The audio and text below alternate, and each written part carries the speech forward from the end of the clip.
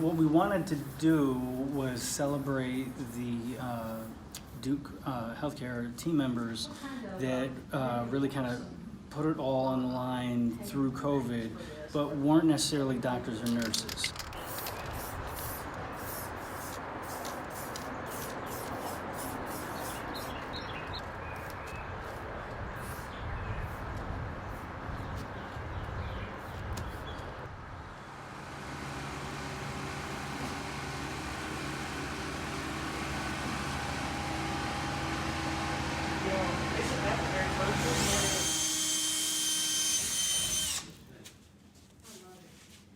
One of the neatest things about being a mural artist is that you get to engage with place.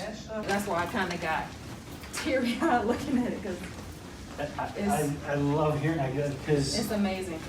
You're famous.